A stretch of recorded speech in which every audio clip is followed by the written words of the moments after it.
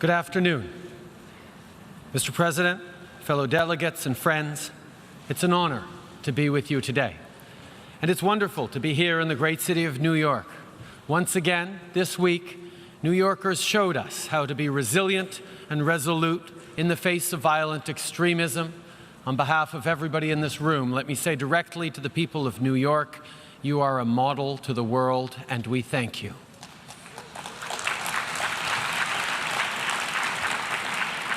Exactly 1 year ago, Canada was in the middle of a long and closely fought election campaign. 78 days on the road, and I can assure you, in Canada, there are 78 days worth of roads. It is the responsibility of a leader to spend time with the people they were elected to serve. If you want the real stories, you have to go where people live. Coffee shops and church basements, mosques and synagogues, farmers markets, public parks. It was in places like that that I got the best sense of what Canadians were thinking and how they were doing. And through the politeness, because we Canadians are always polite even when we're complaining, I learned a few things. I talked with people my age who were trying to be hopeful about their future but found it tough to make ends meet even when they were working full-time. I heard from young Canadians who were frustrated, who told me that they couldn't get a job because they don't have work experience, and they can't get work experience because they don't have a job. I heard from women and girls who still face inequality in the workplace and violence just because they are women, even in a progressive country like Canada. J'ai rencontré des parents qui travaillaient fort pour donner à leurs enfants toutes les chances de réussir, every chance in mais qui ont life, peur que every leurs chance to be efforts successful, but who ne were seront pas afraid suffisants. that their efforts would not be enough. J'ai eu l'occasion de partager des repas I avec had des an aînés à la opportunity to retraite share a meal qui ont with travaillé fort friends who toute are leur retired, vie, who'd worked hard qui all sont of their maintenant lives, de se and rendre who dans are des now banques alimentaires. having to go to food J'ai eu banks. trop de conversations I troublantes had avec les too Canadiens au many cours des troubling dernières conversations with Canadians over Mais recent years, Elles ont mis aussi quelque chose au but clair pour they moi. also made something clear to Les me. Canadiens croient encore au Canadians progrès. still believe in Ou du moins, progress, or que le at least progrès they est possible. believe that progress is Mais possible. cet optimisme But this est mêlé à optimism beaucoup d'inquiétudes. is also mixed Évidemment, with a great les number of Canadiens ne sont pas les concerns. seuls à se sentir And comme ça. Canadians not the only Ces ones to sentiments feel sont like this. présents partout. These feelings Cette are present anxiété everywhere. est une This réalité. anxiety is a When reality. leaders are faced with citizens' anxiety, we have a choice to make. Do we exploit that anxiety, or do we allay it? Exploiting it is easy. But in order to allay it, we need to be prepared to answer some very direct questions. What will create the good, well-paying jobs that people want and need and deserve? What will strengthen and grow the middle class and help those working hard to join it? What will build an economy that works for everyone? What will help to make the world a safer, more peaceful place? To allay people's anxiety, we need to create economic growth that is broadly shared, because a fair and successful world is a peaceful one. We need to focus on what brings us together, not on what divides us. For Canada, that means re-engaging in global affairs through institutions like the United Nations. It doesn't serve our interests or the world's to pretend we're not deeply affected by what happens beyond our borders.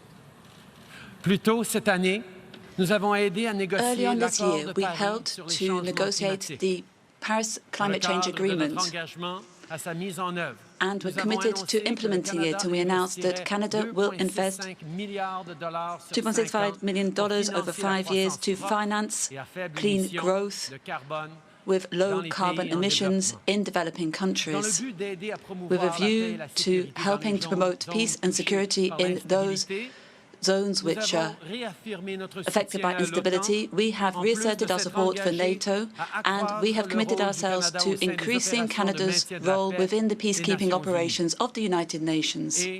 And we have hosted the 5th conference of the reconstitution of the World Fund, where we increased by 5% our contribution to this fund.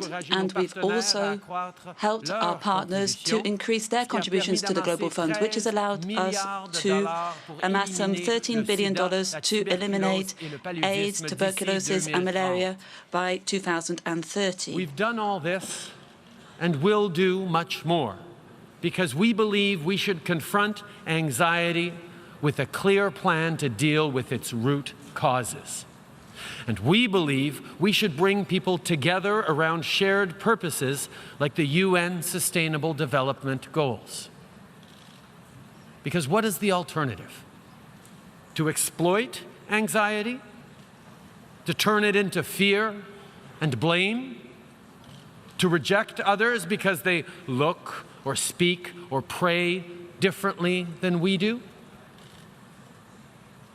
You see, in Canada, we got a very important thing right. Not perfect, but right. In Canada, we see diversity as a source of strength, not weakness. Our country is strong not in spite of our differences, but because of them.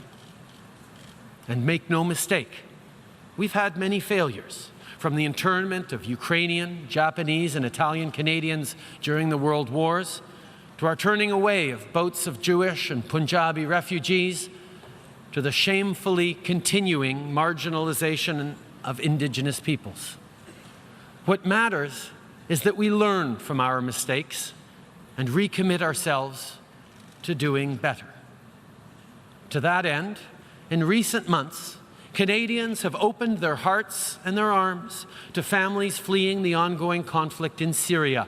And from the moment they arrived, those 31,000 refugees were welcomed not as burdens, but as neighbors and friends, as new Canadians.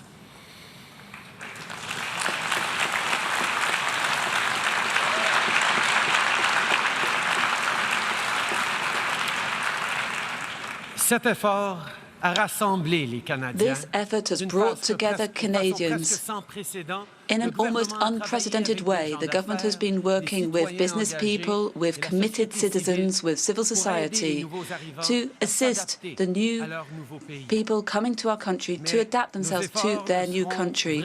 But our efforts will only be successful once these refugees have been well established as full members of the Canadian middle class.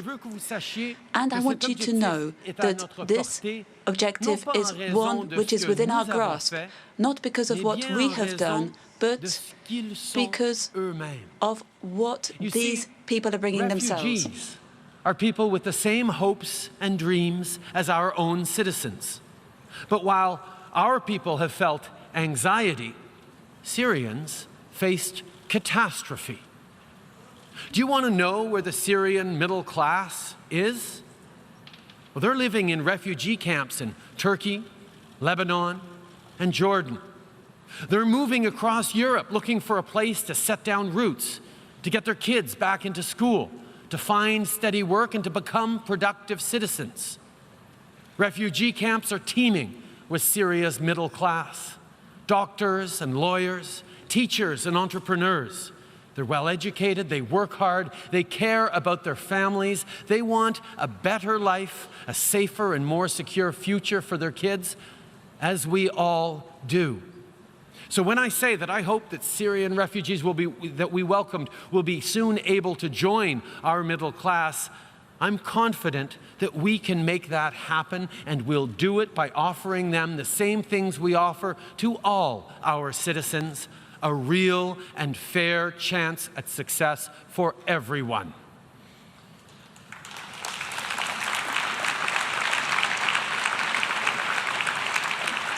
Nous allons tout faire We are going to do everything to build a strong middle class in Canada. We are going to invest in education because that will give the coming generations the necessary tools to make a contribution to the global economy and to be successful. We're going to invest in infrastructure because that will create good jobs which are well paid for the middle class, and that will contribute to making our community one of the best places to live and work and invest. We are determined to build an economy which works for everyone, not only for the richest 1%, so that each and every person can benefit from economic growth. And we are going to refuse to give in to pressure to change our profound innermost values to win easy votes. People in the world expect more from us, and we expect more of ourselves. In the end, my friends, there is a choice to be made. Strong, diverse, resilient countries like Canada didn't happen by accident, and they won't continue without effort. Every single day, we need to choose hope over fear, diversity over division. Fear has never created a single job or fed a single family. And those who exploit it will never solve the problems that have created such anxiety. Our citizens, the nearly 7.5 billion people we collectively serve, are better than the cynics and pessimists think they are. People want their problems solved, not exploited. Listen, Canada is a modest country. We know we can't solve these problems alone. We know we need to do this all together. We know it will be hard work. But we're Canadian, and we're here to help.